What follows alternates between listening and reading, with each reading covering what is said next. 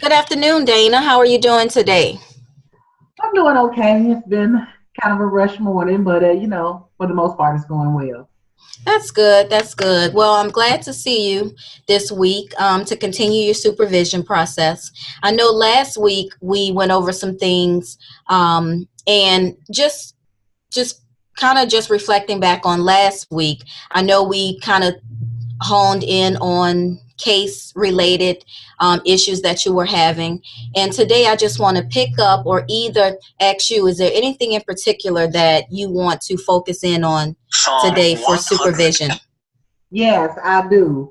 I actually have a case that I'm really struggling with right now, and I thought maybe we could discuss it during this supervision session and just kind of talk about some things that might be relative to the case, if that's okay with you.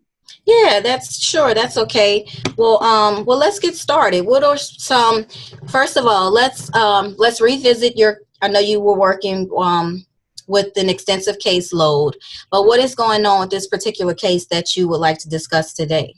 Well, the case is about a young man. He's 23 years old. He's been living with his mother predominantly for most of his life. I don't think he really has a relationship with his father, but he has always lived with his mom. He was diagnosed with schizophrenia when he was about 19 years old. He actually did leave home and go to college, but once he had some problems at school and then he was diagnosed, he moved back in to the house with his mom. So it's been a really trying experience for him and his mom with the diagnosis. He has not really accepted it yet, and his mother has had difficulty with him, just the living situation.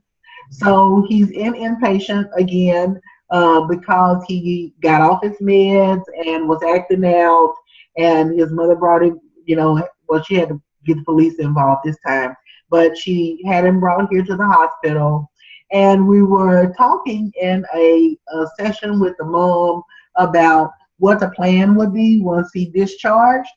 And the mom has told me that she doesn't want him to go home with her again, that she feels like it's not safe and that she doesn't want him living with her anymore. So I went and started looking for some options for him, other alternative places that he could stay.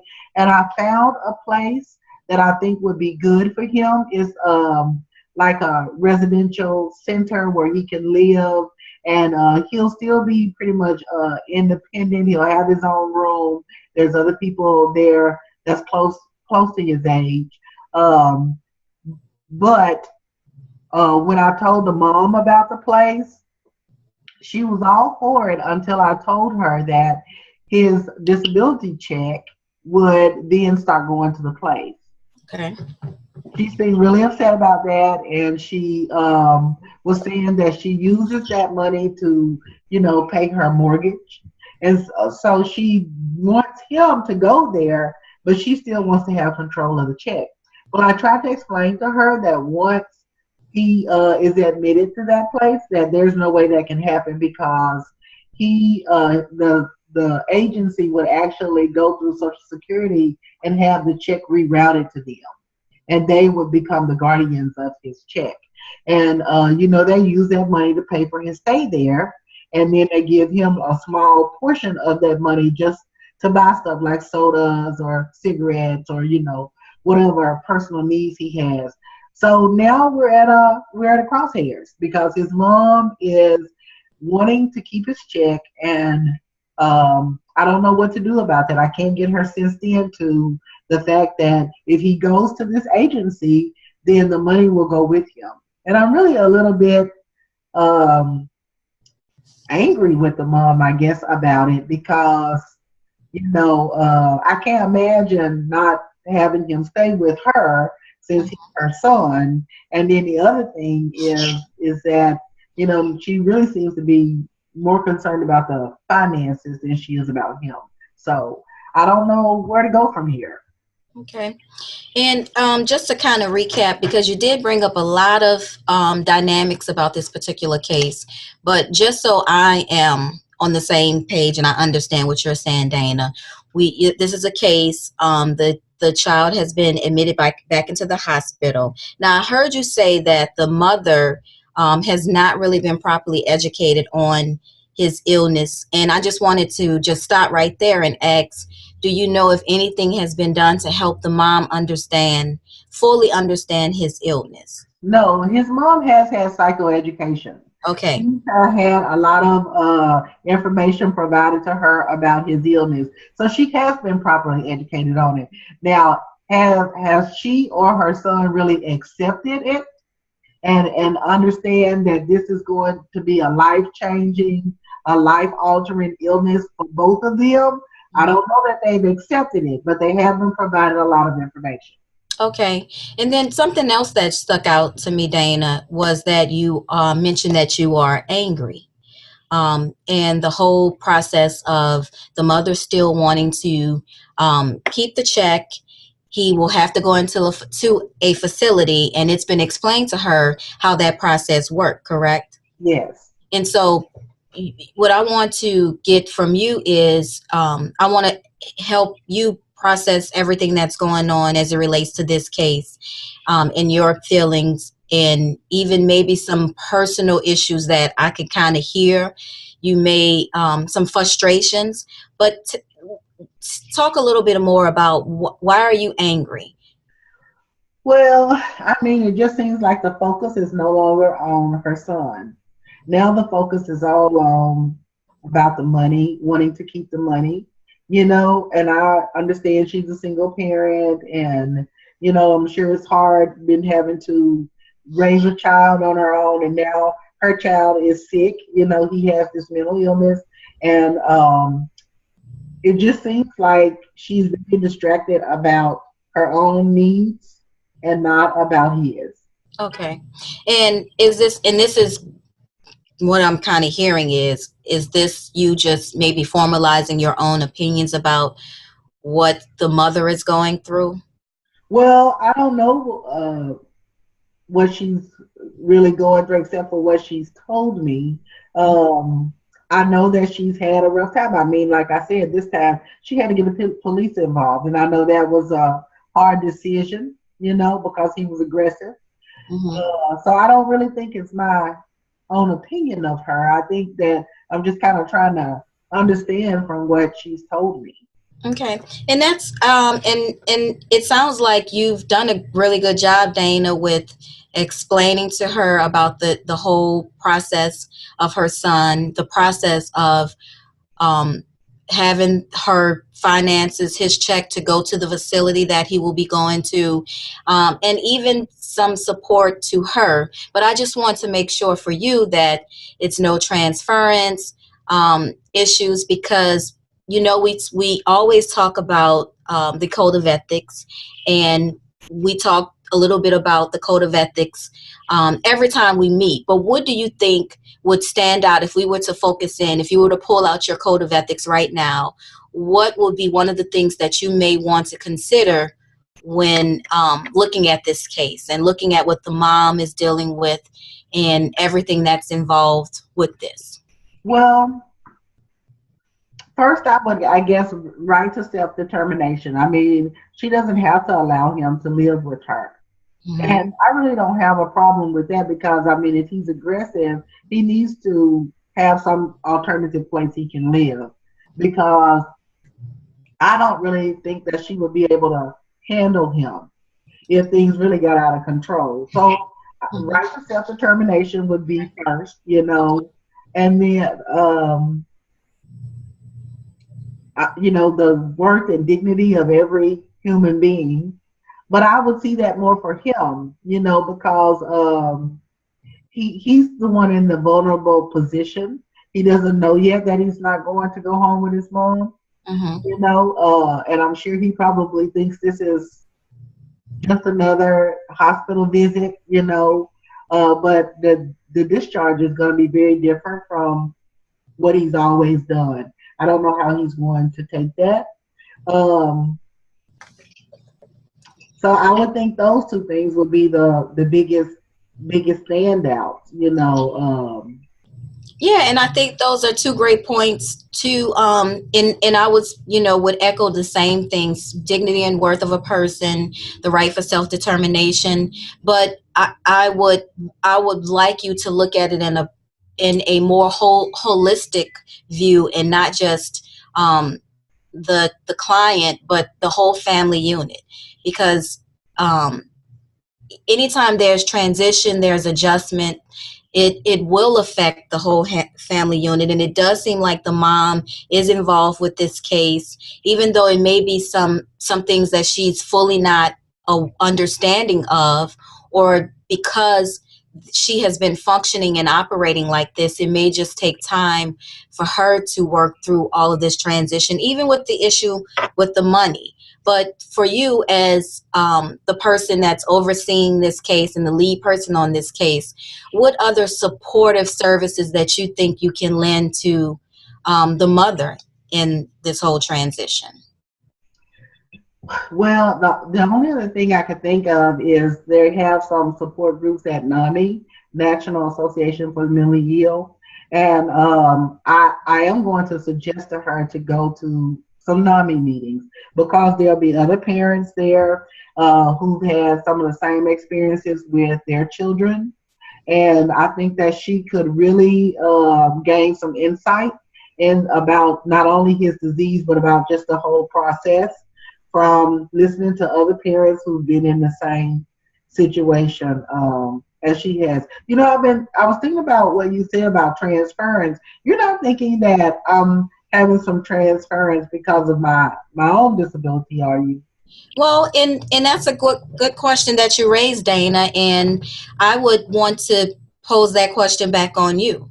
Do you think there may be some transference issues that you may be having with this mom having to deal with a child with some sort of disability? And um, I would want you to answer that. So that's a great point you raised. But is it that you may be having some transference with this mom in this case because of your own disability?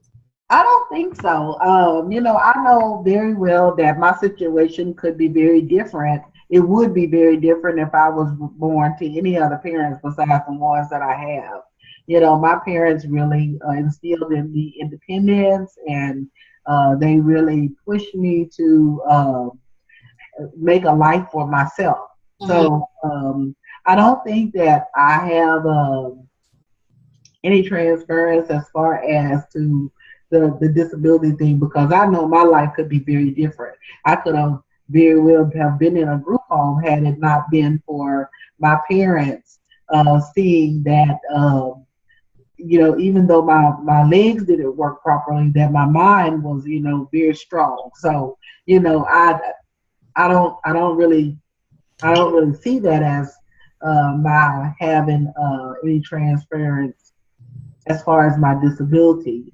But I think it's just really sad that his mom has given up so quickly. He was just diagnosed at 19, and I mean, it's just such a joy to have a child. And when you have a child and they're going through something that is as significant and as hard to deal with as this, you think that, I don't know, more effort or more, you know what I'm saying, patience or something would have kicked in, and that the mom would just be more open to trying to see this thing from his perspective.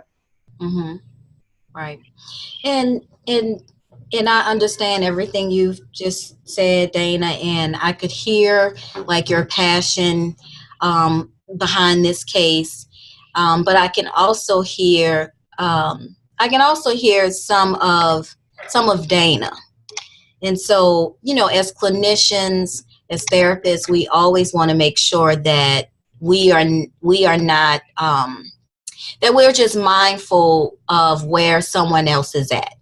And so for you, I could hear all of what you're saying, but, just being your, supervisor, supervisee relationship, I just want to encourage you to make sure that we continue to keep you did a great job with pointing out the code of ethics, and it screams volumes. And so not only do we want to make sure that it's the self and dignity and worth of a person as it relates to the child, but as the mom also, and to meet her where she's at, and to maybe understand where she's at, and maybe the next time you meet, what are some of the things that um, you can talk to her about, or how can you pull out to her, or be more of a support to her, and not feeling like she hasn't done enough, because we really don't know everything in total, that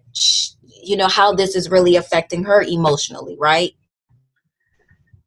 Yeah, I can't really relate a lot to where she is. I'm trying, but I don't have children of my own, Mm-hmm. and so I don't know exactly, where she is. I know that with my nieces and nephews, I would do anything for them, and I can't imagine that I wouldn't do whatever I needed for my own child as well. Mm-hmm.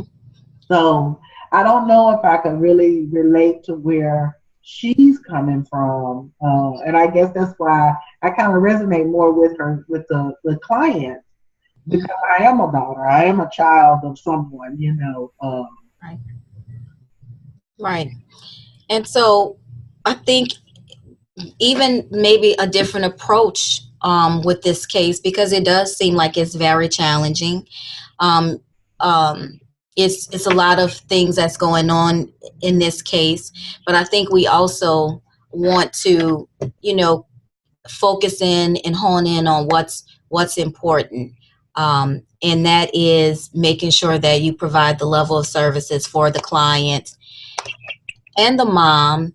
And and I just want to know, how can you do that, or do you feel like you can do that with all of the feelings that you may have about, because when Dana, I've worked with many cases, and um, one thing that I've learned through my years of practice is that just to be very careful and on the air of caution about formulating, and not saying that you're doing this, but just, in generally speaking, formulating our own opinions, because we really don't know the plight, um, of families' history. We know what we're being presented with, but we don't know, like, generationally, how parenting was done, how that played out for the mom.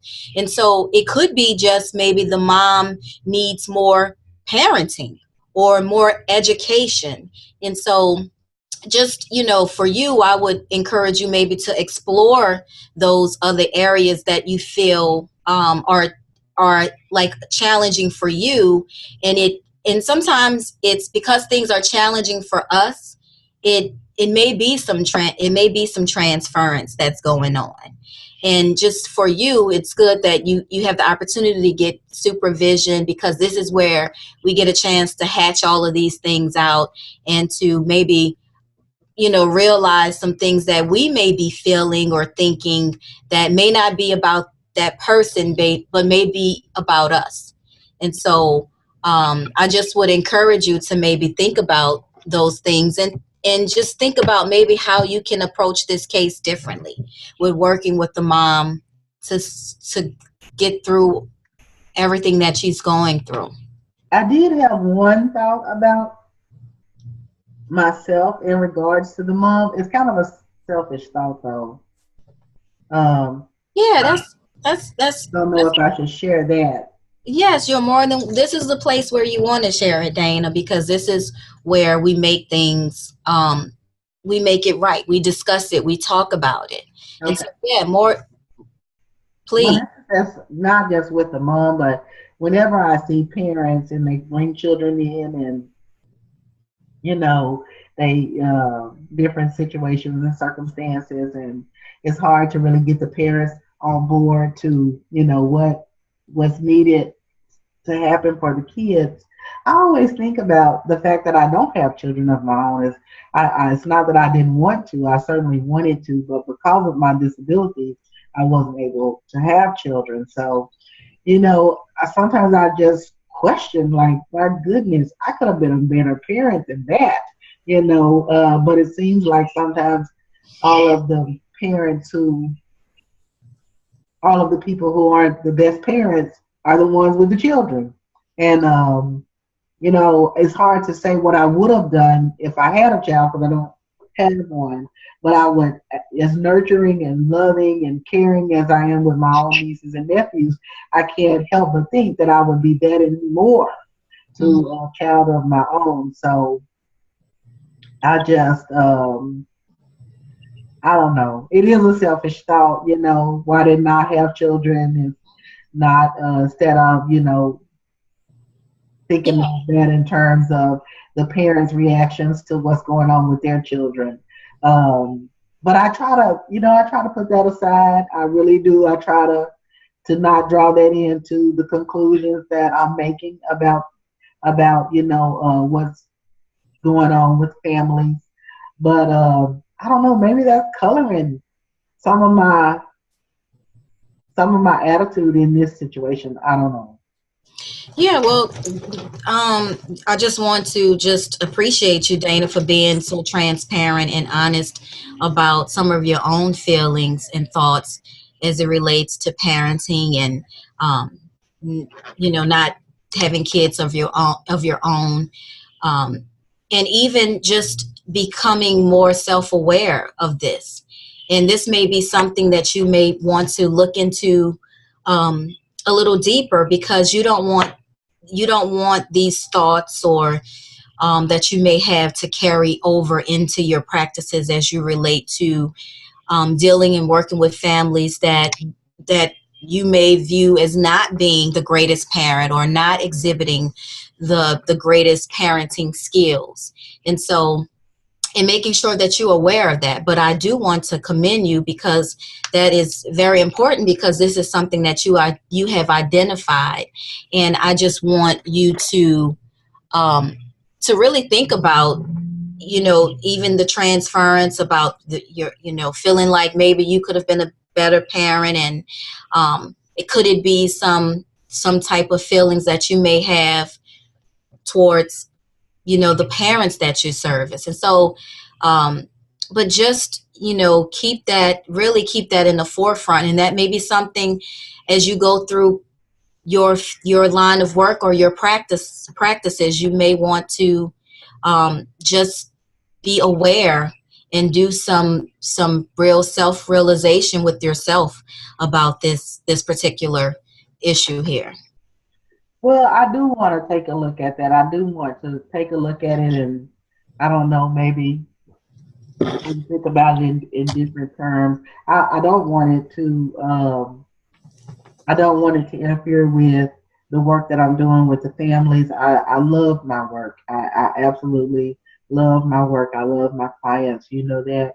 Um, but I hadn't really thought about it until just now when you brought up, how some of our own personal things can come out in these situations. When we're dealing with families and we don't want to form some kind of opinion about them that's based on our own personal experience and not based on the matter of what's happening in their lives. I do feel bad for his mom. I do. Hmm. I believe that people do the best they can where they are. And I do believe she's doing the best she can where she is. You know, I don't think that it's a crime that she was counting on that money to help pay bills. Hmm. I can certainly understand that since she's a single parent. Right. Um, it's just that I just really was hoping that she would change her mind and give her son another chance and that, he could go home with her. I know he's going to take the news of not going home with her very hard. Right. It's going to be very hard for him. Hmm. And I don't know how she wants to deal with telling him. And I'm worried about that. Hmm. I don't know if she plans to tell him herself or if she expects me to do that. Okay. And that's another issue. Right. And so, do you have anything in place where you plan to meet with mom first to maybe go over some of the logistics of how this is played out? And Well, that's she one just, question I have for you, Dane. And also, the second question is, I know the mom is worried about the financial aspect, but is there anything that maybe you could think of to maybe um, aid in, maybe give some informative information to the mom about, maybe pursuing additional support when when these finances are taken off the plate, maybe encouraging her to, work or some of those things. well, I don't have a scheduled meeting with her. I know that she was gonna come this evening to see him. The visitation hours are tonight. He can get a visit. And I was gonna call her today and ask her if she would come a little bit early, maybe like 30 minutes to an hour early, and so I could just wait around and talk to her and find out if she's going to be telling him, because I want the nursing staff to be notified that he may receive some bad news at visitation if that's what she's planning. So I can do that today and call her, and we could work out the logistics about when she's going to tell him or how she's going to tell him, or if she's expecting me to tell him. Yeah. And I I think don't that, want her to tell him. I think she should tell him. So I can do that today. And then the other thing was, to your second question, I guess she would be able now to get a second job. She does work in the daytime because he goes to school in the daytime. So it's at night that she's home with him and she doesn't leave him alone because of, she's not sure that he'll be responsible to take his meds. okay. And like I said, most of the time when he's readmitted is because he hadn't taken his meds. So I think that once he is gone, then she'll have more options as to how to supplement the money that she's losing by his going into this home, this group home. Then she could work. She could arrange other means of support. Okay, great. Those are all great suggestions and things that you can work on the next time you meet. Now I know we have a couple of more minutes left with our session today, and Dane, I just want to say that I think you're doing a really great job. You work with some really complex cases, and I think you're doing a great job with trying to manage and being a level or a buffer of support to the families that you're servicing. But in saying that, with the weight of your cases and your caseload, I just want to check in with you, about self-care. What is it that you're doing for yourself to continue to take care of yourself and maintain a level of health for you? Well, I haven't probably been doing as well with that as I could. One of the things that I do is I spend time with my own nieces and nephews. That's something that I get a lot of enjoyment out of. And I've been so busy. We've been understaffed, and I've been so busy trying to manage my caseload that I've missed a couple of outings with my nieces and nephews. So my plan is to make sure that I get to do those things with them, no matter how busy things get. So, one of my nieces has a recital. She has a dance recital coming up, and I'm planning to go to that. Good, good. Because every time we meet, I always, want to check in with you on self care and making sure that you're taking care yourself in the process of taking care of the families that you're servicing. And so, Dana, before we end, I just want to ask you, this we just touch in at the end and the beginning of every session. But if there was one thing that you felt that you got out of this session or something that you can take away, what would that one thing be? Hmm. Well, I guess just looking at it from a different perspective, from the mom's perspective, and not just assuming that because she wants to keep the money and not the client, Mhm. that is not because she doesn't love him or is a bad parent, but she's doing the best she can where she is. Yeah, that's great. That's great. Just glad to hear that.